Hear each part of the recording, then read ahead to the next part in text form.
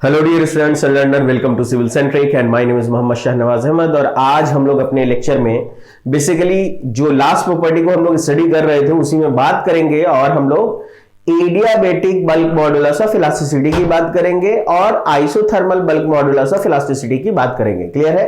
क्योंकि last lecture में हम लोगों ने देखा था कि बल्क मॉडुलस ऑफ इलास्टिसिटी क्या होता है, ये इनवर्स ऑफ क्या होता है, कोएफिशिएंट ऑफ कंप्रेसिबिलिटी। और हम लोगों ने कोएफिशिएंट ऑफ कंप्रेसिबिलिटी को क्योंकि बहुत डिटेल में स्टडी कर लिया था, तो अगर हम 1 बाई कोएफिशिएंट ऑफ कंप्रेसिबिलिटी करते हैं सारी चीजें अपने आप हम लोगों को बल्क मॉडुलस के टर्म में हम लोग निकाल सकते हैं। क्लियर है? तो चलिए, लास्ट हम लोगों ने देखा था कि बल्क मॉडुलस ऑफ इलास्टिसिटी क्या होता है। अब उसी में हम लोग बात करेंगे कि अगर मान लीजिए सपोज दैट आपसे कहा जाए कि isothermal bulk modulus of elasticity पता कीजिए। ठीक है, यानी कि isothermal bulk modulus of elasticity आपसे कही जाए कि निकालिएगा, और बल्क मॉड्यूलस ऑफ इलास्टिसिटी को हम लोग के से डिनोट करेंगे और आइसोथर्मल प्रोसेस के लिए हम लोग सब स्क्रिप्ट में आइसोथर्मल लिख देंगे। ठीक है, तो हम लोगों को तो पता ही है कि बल्क मॉड्यूलस ऑफ इलास्टिसिटी जो होती है वो इनवर्स ऑफ क्या होती है, inverse of coefficient of compressibility. इसलिए हमने लिख दिया 1 बाई बीटा आइसोथर्मल। अब आपको मैंने ऑलरेडी बता रखा है कि beta isothermal is 1 by P, तो यहां पर इसका रिजल्ट क्या आ जाएगा, ये आ जाएगा किसके बराबर, प्रेशर के बराबर। सिंपल। एंड सिमिलरली इसी तरीके से अगर कोई बात करे कि आप adiabatic bulk modulus of elasticity को निकाल के दिखाओ, तो क्या करोगे, आप कहोगे कि sir adiabatic bulk modulus of elasticity, और इसको हम लोग क्या लिखेंगे, के एडियाबेटिक। और ये के एडियाबेटिक किसके बराबर होगा, ये बराबर होगा के adiabatic is equal to 1 by beta adiabatic, and beta adiabatic is equal to 1 by gamma times of the P. Therefore, K adiabatic becomes gamma times of the P. ठीक है, तो इसको देख करके हम लोग क्या कर सकते हैं, इसको देख करके हम लोग इस तरीके से लिख सकते हैं कि एडियाबेटिक जो है कि एडियाबेटिक है ये गामा टाइम्स ऑफ पी है, दैट इज कि के एडियाबेटिक क्या होता है, आइसोथर्मल से ज्यादा होता है। तो यहीं से देख के आप कह सकते हो कि के adiabatic is gamma times of के आइसोथर्मल। ठीक है, तो ये तो रहा आपको कि बल्क मॉडुलस ऑफ इलास्टिसिटी की जो हम लोग बात कर रहे थे, तो उसमें हम लोगों को आइसोथर्मल प्रोसेस के लिए या एडियाबेटिक प्रोसेस के लिए हम लोगों ने निकाला। लेकिन देखो, अभी मैंने आपको लास्ट लेक्चर में, कुछ लेक्चर्स में मैंने बताया था कि जनरली कोई भी ऐसा फ्लूइड नहीं है जो परफेक्टली इनकम्प्रेसिबल होता है। फिर भी हम लोग लिक्विड्स को क्या मान के चलते हैं, फिर भी हम लोग लिक्विड्स को परफेक्टली इनकम्प्रेसिबल फ्लूइड क्या करते हैं, कंसीडर करते हैं, मान के चलते हैं। होता नहीं है, वो माना गया है। ठीक है, ध्यान रखिएगा। तो अगर आप उसको मान के चल रहे हो तो क्यों मान के चल रहे हो, तो उसके लिए देखो हम प्रैक्टिकल एक चीजों पर बात करें। क्यों हम एक आपको रफ में एक एग्जांपल पे दिखाएं कि देखो ऐसा क्यों किया गया। देखो, आपको मैंने बताया था ऑलरेडी कि देखिए, अगर मैं एग्जांपल लेना चाहूं, मान लीजिए मैंने एग्जांपल लिया है और मैं आपको बता रहा हूं कि देखिए कि हम लोगों ने के वाटर की बात की थी, और के वाटर कितना लिया था हमने, 20 × 10⁸ पास्कल। ये हमने बताया था वाटर के लिए कितनी होती है, इसकी वैल्यू इतनी होती है। ठीक है, सपोज दैट हमने मान लिया कि जो प्रेशर का चेंज आप कर रहे हो या जो प्रेशर अप्लाई हो रहा है वो क्या है, आपको 10 × 10⁵ पास्कल या फिर 10 बार का प्रेशर है। ठीक है, प्रेशर कितना है, 10 बार है। 10 बार को हम क्या लिख सकते हैं, 10 × 10⁵, क्योंकि 1 बार जो होता है वो कितने के बराबर होता है, 10⁵ पास्कल के बराबर होता है। ठीक है, क्लियर, ये हमने लिख दिया।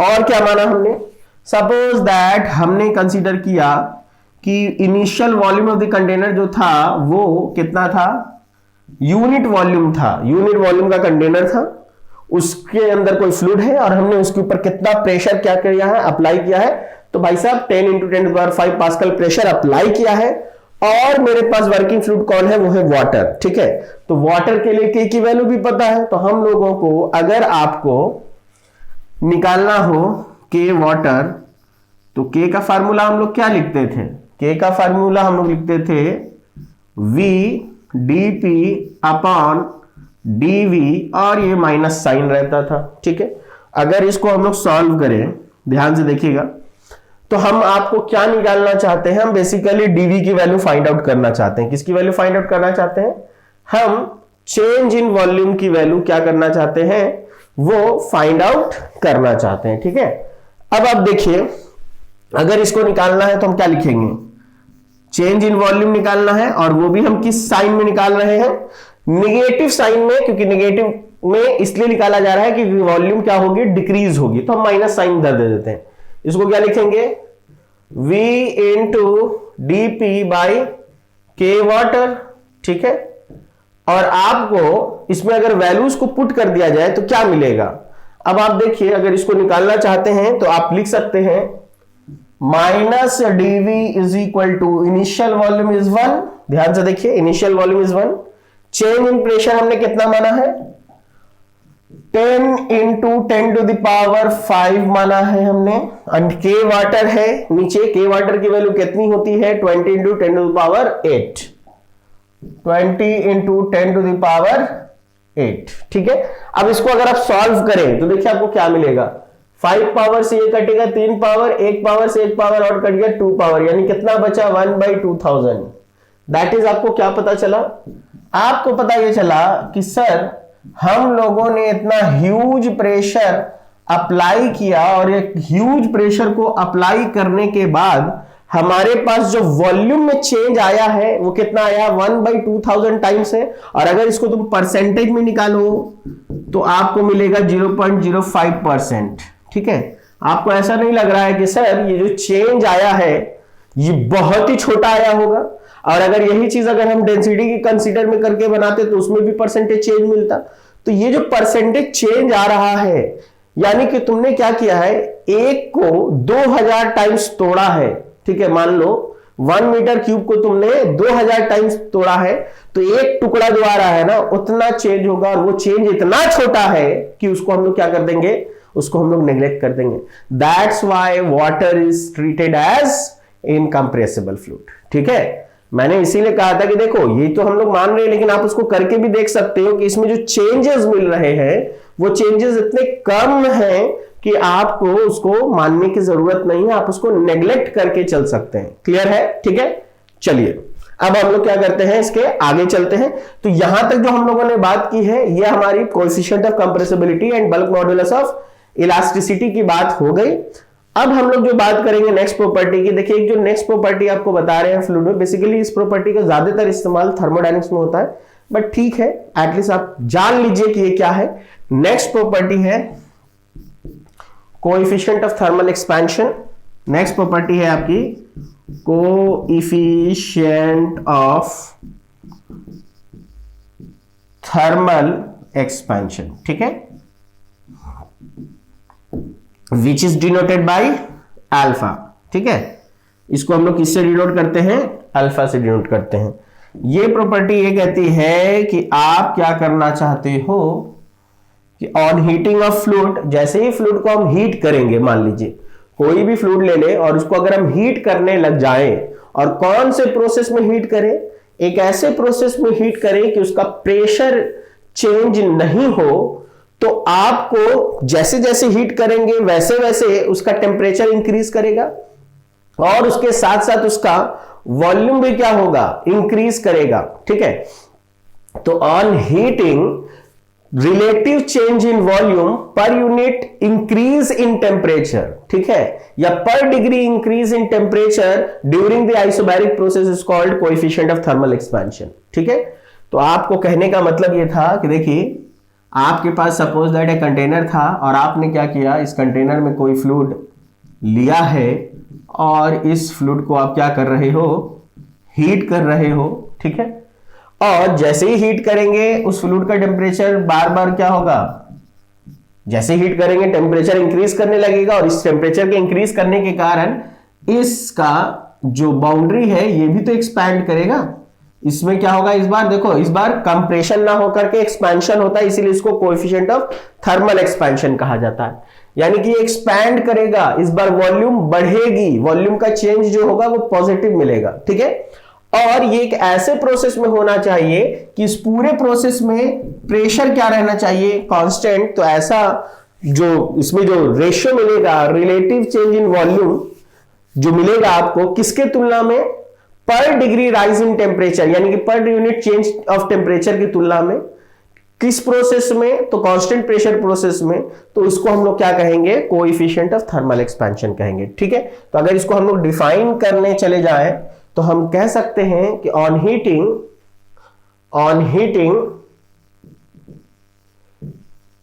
फ्लूइड विल एक्सपैंड्स, ठीक है, and the relative change in volume per unit increase in temperature। अब देखिए, per unit increase in temperature लिखिए या पर डिग्री राइज इन टेम्परेचर लिखिए, ठीक है। तो per unit increase in temperature during isobaric process is known as coefficient of thermal expansion, is known as coefficient of thermal expansion। इसी चीज को हम लोग क्या कहते हैं, coefficient of thermal expansion कहते हैं। क्लियर है। अब अगर इसको हम लोग मैथमेटिकली लिखें तो हम लिख सकते हैं कि देखिए, चेंज इन वॉल्यूम कौन सा, रिलेटिव चेंज। तो हमने रिलेटिव चेंज इन वॉल्यूम लिखा और इस बार एक्सपैंड हो रहा है इसलिए ये पॉजिटिव होगा। और पर डिग्री टेम्परेचर चेंज का मतलब है नीचे रहेगा dt। और ये जो काम करना है ये किस प्रोसेस में करना है, तो ये एक ऐसे प्रोसेस में करना है जिस प्रोसेस में through out the process pressure क्या रहना चाहिए, कांस्टेंट। और वैसा प्रोसेस क्या कहलाता है, आइसोबैरिक प्रोसेस। तो अगर इसको हम लोग थोड़ा और सॉल्व कर ले तो हम लिख सकते हैं कि सर ये dv/v इंटू dt होगा। और यहीं से देखिए इसकी यूनिट क्या मिलेगी, वॉल्यूम से वॉल्यूम आप कैंसिल आउट कर सकते हैं, 1 टेम्परेचर का मतलब क्या होगा, केल्विन इनवर्स, ठीक है। तो कोएफिशिएंट ऑफ थर्मल एक्सपेंशन की जो यूनिट होती है वो होती है केल्विन इनवर्स, ठीक है। और छोटा मोटा बात अगर किया जाए तो आपको बता दिया जाए कि 0 डिग्री सेल्सियस से लेकर के 20 डिग्री सेल्सियस तक जो टेम्परेचर का चेंज होता है उसके लिए जो कोएफिशिएंट ऑफ थर्मल एक्सपेंशन की वैल्यू होती है वो बहुत कम होती है, इसलिए उसको हम लोग कैसा कंसीडर मानते हैं, उसको हम लोग 0 मान के चलते हैं, ठीक है। तो आप लिख सकते हो कि for temperature range 0 to 20 degree Celsius, ठीक है, the value of alpha will be taken as 0, ठीक है। जनरली इसकी वैल्यू इतनी कम होती है कि उसको हम लोग क्या कर लेते हैं, 0 ही कंसीडर करके चलते हैं, ठीक है। तो ये एक छोटी सी प्रॉपर्टी थी, इसका बहुत ज्यादा फ्लूइड मैकेनिक्स में यूज नहीं है, लेकिन शायद कभी आपसे डिफाइन करने के लिए बोल दिया जाए, यानी कि कई बार इंटरव्यूज वगैरह में पूछ लिया जाता है, तो इसलिए मैंने आपको ये बता दिया, ठीक है। इंटरव्यूज में बोल दिया जाता है कि बताइए अच्छा कोएफिशिएंट ऑफ कंप्रेसिबिलिटी आप जानते हैं, बल्क मॉडुलस ऑफ इलास्टिसिटी जानते हैं, तो क्या आप thermal coefficient of thermal expansion भी जानते हैं, तो ये जनरली इंटरव्यू में पूछा जाता है। इसलिए मैंने आपको एक छोटा सा डेफिनेशन इसके बारे में बता दिया और इससे ज्यादा आपको जानने की जरूरत इसमें नहीं है, ठीक है। अब हम लोग जो नेक्स्ट प्रॉपर्टी की बात करेंगे, ये बहुत ही इंपॉर्टेंट प्रॉपर्टी है और इस प्रॉपर्टी से हर पेपर में एग्जामिनेशन में क्वेश्चन आता ही आता है, ठीक है। और उस प्रॉपर्टी का नाम है आपका सरफेस टेंशन। उसको क्या कहते हैं, सरफेस टेंशन। तो चलिए नेक्स्ट प्रॉपर्टी है हमारी जिसका नाम है सरफेस टेंशन, ठीक है।